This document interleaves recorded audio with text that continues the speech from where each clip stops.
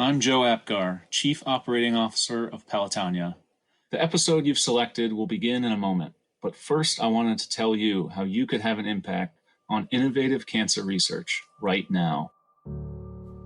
COVID-19 has altered so many of our lives, but as a cancer survivor myself, I have learned that life is learning to adapt to a series of events. We were all looking forward to our traditional ride weekend in early August, but we had to adapt and find a way to channel the spirit, the commitment, and the inspiration of this community into a new, reimagined experience. This year, we are proud to introduce My Pelotonia, an opportunity for you to personally define what Pelotonia means to you through setting goals, big and small, and challenging yourself to do something.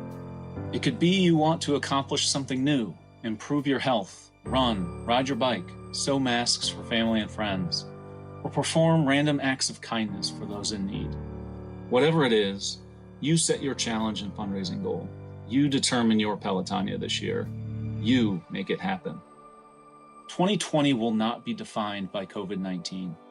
Instead, we will show the world and define this year by our perseverance, our commitment to raising money for cancer research, and our creativity. There is so much more to My Pelotonia, so get involved today. Visit pelotonia.org or click the link in the show notes. That's pelotonia.org. Together, we will rise.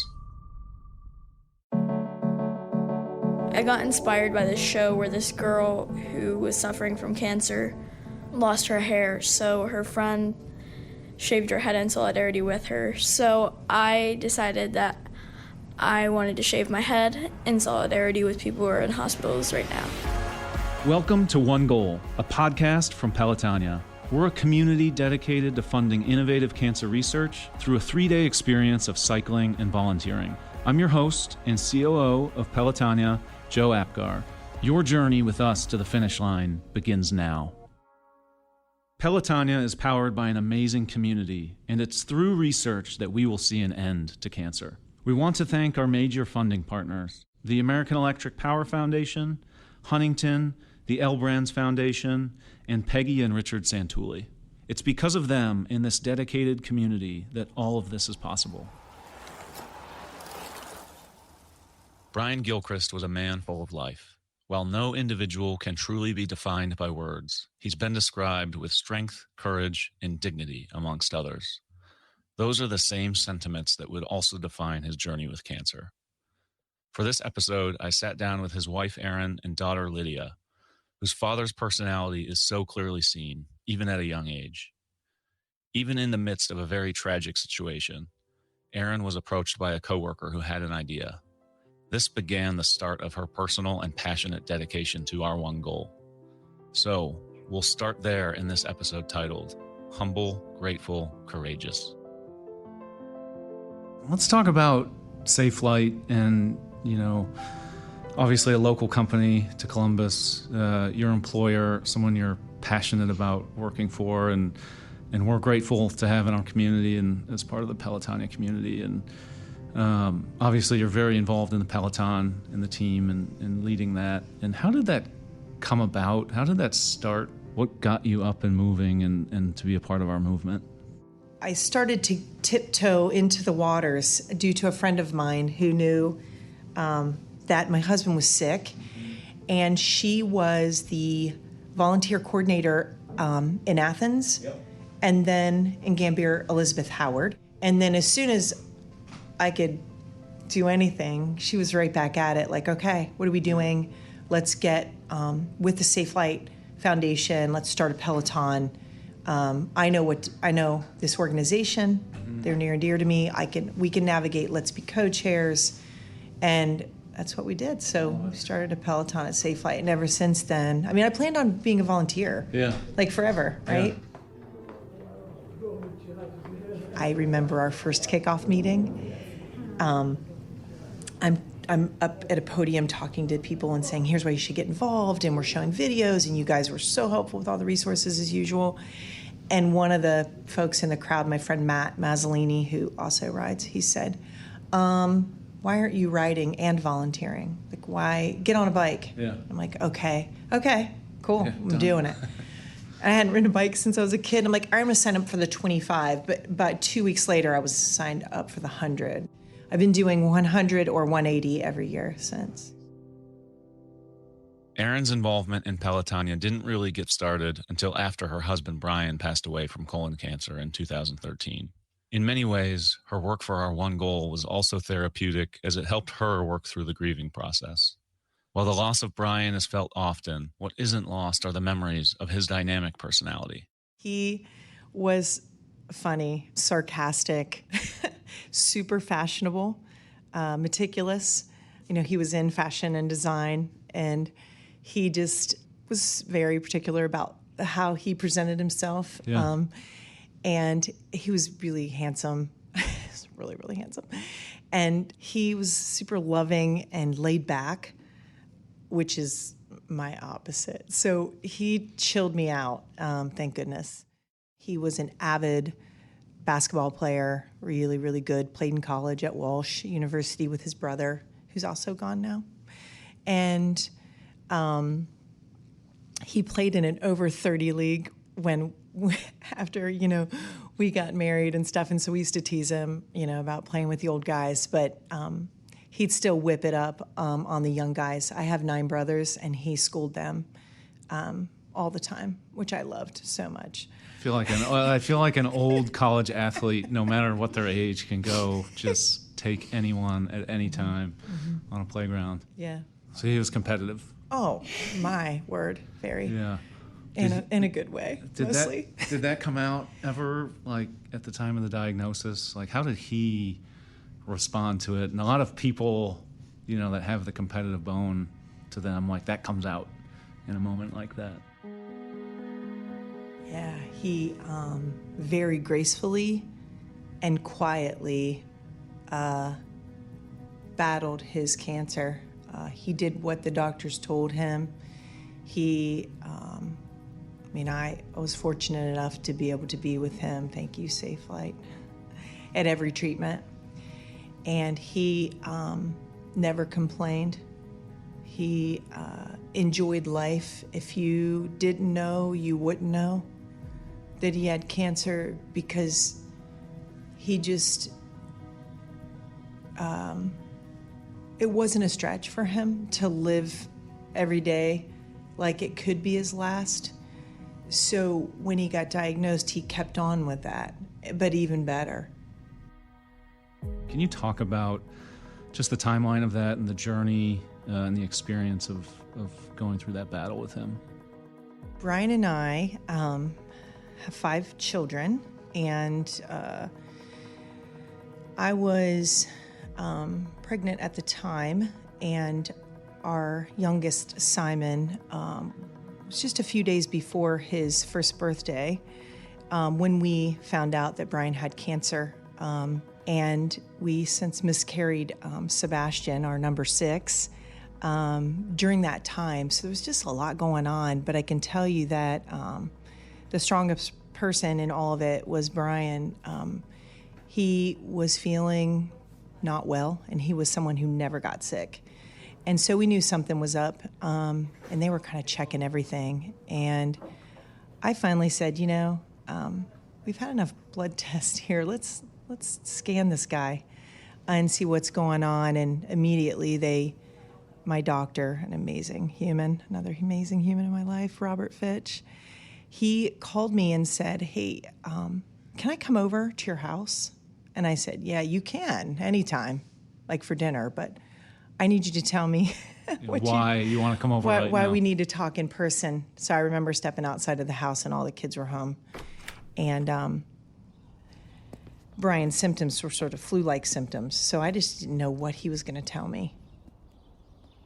When he told me that his tumor marker levels were very high, and that the scans showed colon cancer, but that it was metastasized in his liver, and that it was very serious. And so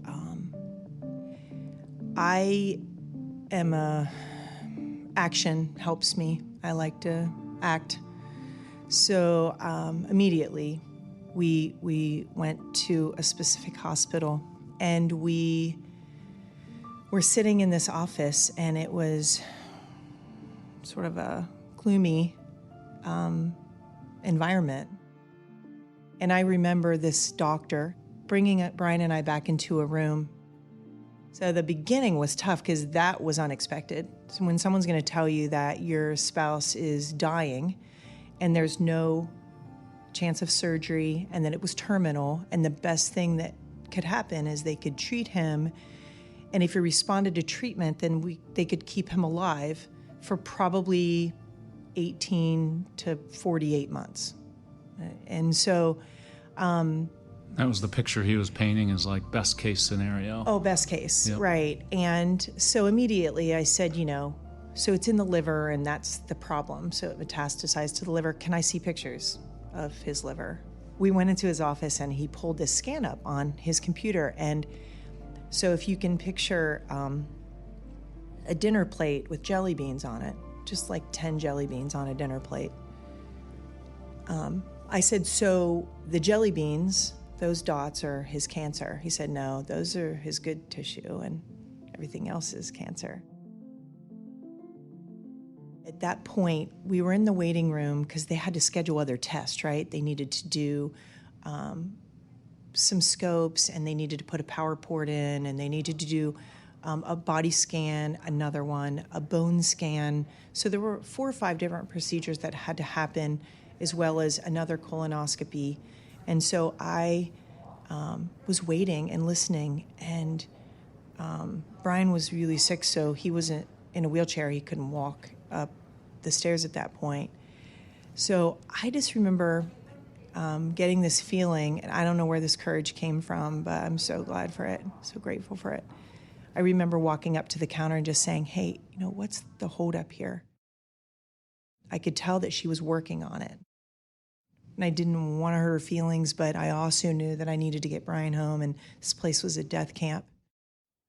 So I just said, you'll never have to see me again, I can promise you that, because we'll find somewhere to be treated. It won't be here. But I want you to help me right now, and I want you to get off the phone and talk to me. And I just told her that we wanted to schedule all the procedures in one day. And I wanted it to be that week, and that we'd come back in a week, and they could tell us what they needed to tell us, and then she wouldn't have to deal with me again. So that worked out. So we got all his procedures done in 1 week, or in one day. And I remember my doctor joining us.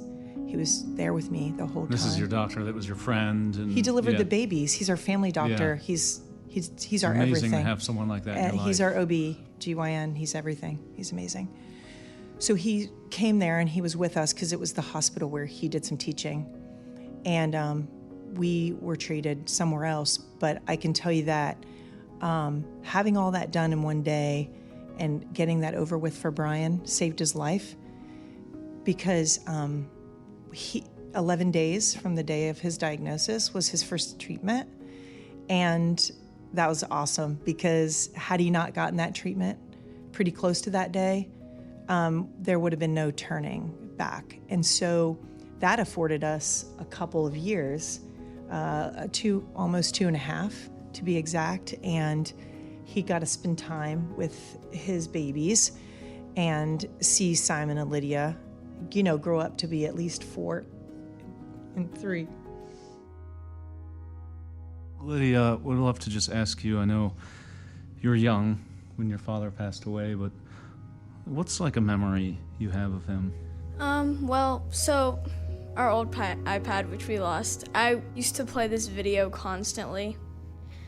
But it was him and Mom, and they were sending us a video because they were on a trip somewhere. I think you were in Cali.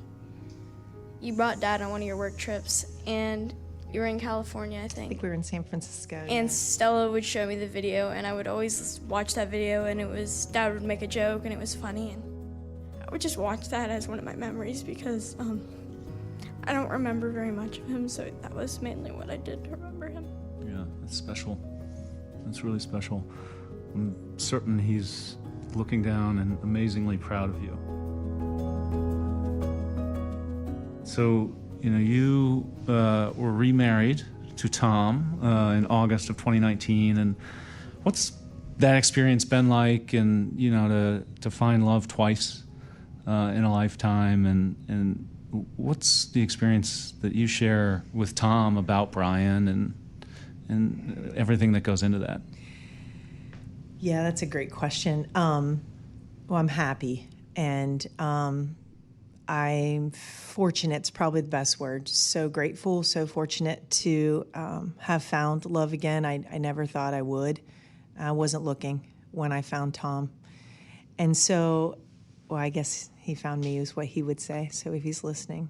And I think that it's been a difficult journey to blend families, to allow someone else in after, you feel like you'll never love again, you'll never find the kind of love that you had with your best friend, your life partner, the words that people use to describe their person, right? So I didn't think that there was another person for me.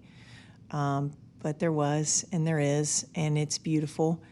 Tom shares in our pain, our grief, our happiness, our gratitude, in our journey to fight cancer. His mom's a survivor of several times. And he has survivors in his family.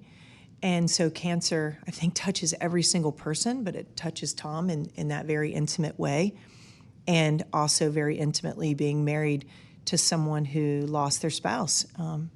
How do you kind of walk into a family? People were glorified in death, right? They never did anything wrong. The most amazing person, well, Brian was an amazing person. And to walk into a family and of 5 children and bring his daughter Maddie along, and to step into that and join into that, not easy, but it's because of the person he is and the man he is that he could do that so beautifully.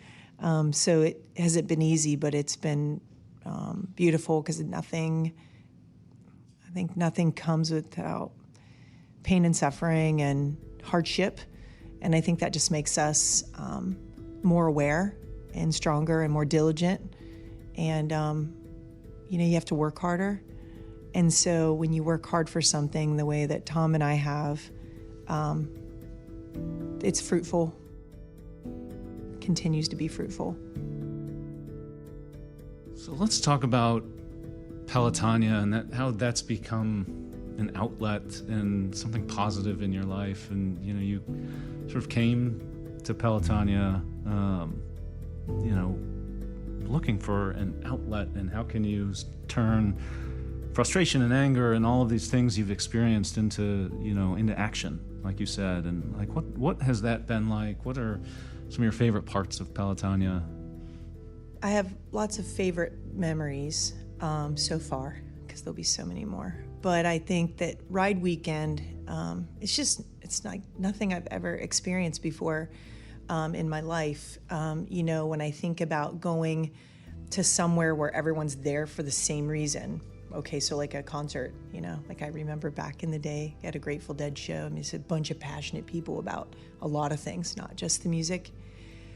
So getting together with all those folks and the coordination of all of it and the energy of all of it, and riding with my brother, who's so fantastic, and just going by farms. You're on a country road a lot. In the middle of nowhere, sometimes.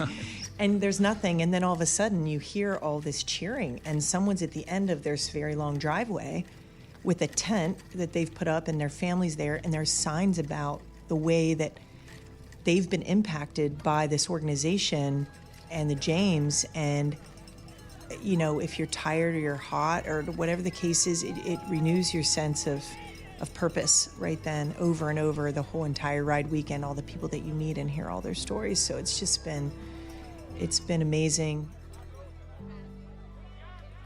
Just thinking about the new format for this year, and obviously we made a change from having a physical ride in August to really giving the community the tools and the freedom to go make Pelotonia whatever you want it to be. And we did that because we really felt like it was never just about the ride, and obviously that more than anyone. And curious to hear what your Pelotonia is going to be this year. And Lydia, we removed the age restriction of riding, which is typically 14 years old to ride in the big ride, and so there's no age limit to Pelotonia this year. And curious what both of your Pelotonias are going to look like. So as a family, we're going to each register individually, but we're going to ride 25 miles as a family with Lydia's younger brother Simon, who's just 15 months younger than her, so he's the big 10. And then for my Pelotonia, I'm going to ride 500 miles between now and ride weekend. I'm hoping I super crush that, but that's where I'm. It's a lot of miles. That's less miles than I would typically do during this time. But my work situation it's busy right now. Yeah. It's different. Yeah. With sort of part of my team furloughed and whatnot, so I just have to be realistic. But at least 500 miles, and then 25 with my family. I'm going to raise $5,000. Hopefully, I'll crush that too.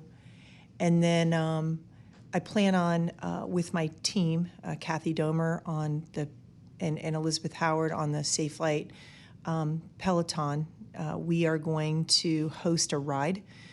So I'm our rider experience chair now. It's the role I've taken on the last few years, sponsoring, training rides and sharing information and resources with everyone on our Peloton. Host a century ride with our Peloton. And then if folks want to opt into just part of that, we're going to route it so that it's an easy turnaround point for those who want to do maybe 25, 50, 75, et cetera. But we're going to do a day-long century ride as a Peloton. Yeah, that's so cool. So far, those are my goals. That's so cool. Well, you were not short on goals, which is awesome. We love to hear that. So, Lydia, I want to talk about your head shaving because, some people know this. I had a beard for 7 years, which I shaved as part of my Pelotonia. So when I heard you had shaved your head, I feel like you totally one-upped me, which is amazing. But would love to hear what inspired you to do that, what made you want to do that, what the experience was like shaving your head. The main reason that I did it is I got inspired by this show where this girl who was suffering from cancer lost her hair, so her friend shaved her head in solidarity with her. So I decided that I wanted to shave my head in solidarity with people who are in hospitals right now and just in general. Yeah, what's the show called? It's called Alexa and Katie. So what was it like when, who shaved your head? Did your mom shave your head? Yeah. What was it like? Honestly, you'd think it'd be more like crazy, but it's really not. It actually makes a lot of things easier. One of the main things that was different was the way that people look at you. That doesn't really bother me because I know the only thing that matters is what I think of myself and what God does, honestly. So it never really mattered to me, so I was fine with doing it. Thanks to Erin and Lydia for sharing their story with us. Well, this is where we normally end our episode. We have one more thing to share with you. Earlier, Erin told the powerful moment about the first doctor's appointment with Brian. There's more to that specific part of their journey. Erin and Brian were an interracial couple, and during that appointment, the doctor only initially talked directly to Brian. Erin took offense to this and reminded the doctor that she and Brian are in this together as one, and that he should be talking directly to both of them. As you'll soon hear, this could have been culturally or race-related, but I think it's important to hear directly from a member of our community as it relates to the issues we faced in the past, present, and hopefully less so in the future. It's only 4 minutes, but I think the message, heart, and intent is important during this time. So with all of this in mind, I asked Erin how the Black Lives Matter movement impacts her and shared my own very personal connection. I mean, it means everything. When I do go back to that appointment, this physician actually, I'm not sure where he was from, but I can tell you that in his culture, women aren't valued. So it was probably a little bit about the fact that we were an interracial couple, and it was a lot about the fact that I was a woman. And personally, I have plenty of stories I could share that Brian and I could share about being an interracial couple, that Brian could share about growing up Black, and the many, many stories that his family has shared about being Black. I can share stories about when I've experienced things with Brian.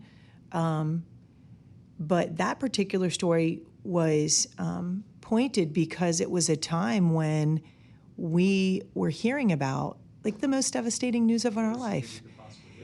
And I guess what I'm super grateful about in that moment is that I had that awareness to say, hold on a minute, this isn't okay.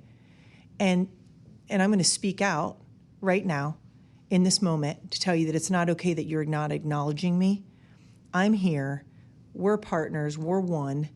And anything that you're going to tell Brian, you're going to tell me, because we're going to go through this together. We, as an organization, have made a couple statements now and sent an email this week. And one of the things that email said was Black Lives Matter, which, as you know, is can be a bit of a controversial statement in certain circles. And, we, I think it was really something that I heard and we shared with our team, but of all people, Ashton Kutcher came out and said something that I thought was pretty simple and pretty amazing, but he was sharing with his son. So he has, I believe, a son and a daughter, or at least one son and at least one daughter. He does story time every night for their kids. He reads books. And every night he reads his daughter the story before he reads his son the story. And his son complained about it one morning. And he said, it's important that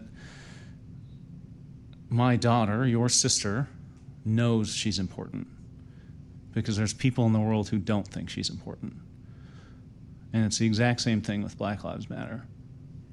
It's not saying anyone else isn't as important, but collectively as a organization, as a community, as a global society, we have not acknowledged that Black Lives Matter for a really long time. And I think that's why that statement is so important, is because Black lives do matter. And it's not saying other people's don't, but Black Lives Matter, it's, I think, an amazing platform that people are getting behind. And personally to me, I was sharing with you, my daughter's biracial. To me, this feels like the first time that things are starting to happen.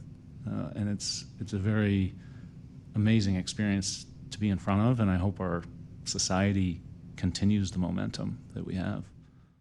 We want to thank Erin and Lydia once again for sharing an important message with us and acknowledge our major funding partners: Peggy and Richard Santulli, the L Brands Foundation, Huntington, and the American Electric Power Foundation. Because of them, every penny raised goes directly to innovative cancer research. This is what's coming up on One Goal. And there was a woman in her front yard, and she didn't have bells or anything. You saw that she was holding an IV, and her head was completely bald. And you looked up, and she just had a sign that said, "Thank you." So that feeling, that energy, that emotion that woman gave to you, or the man who has the sign, "Thanks to you, my wife is here," is what you're giving to your loved one who's sick, to the nurse who's taking care of them. That's the thank you that you can give. You've been listening to One Goal, a podcast from Pelotonia. The first half of Season 2 will be hosted by me, Chief Operating Officer of Pelotonia, Joe Apgar, with interview and production scheduling by our marketing and communications team duo, Emily Smith and Gabby Bloward. Produced, mixed, and sound designed at the studios of Wessler Media by Vince Tornero. Additional mastering by Joey Gerwin at Orange Judio. Special thank you to all of our guests for being so open and willing to share their amazing stories. Please be sure to rate, review, and subscribe to this podcast, as that will help others hear these empowering journeys. If you're curious about joining the Pelotonia community, please see the link in the episode notes or visit pelotonia.org. That's pelotonia.org.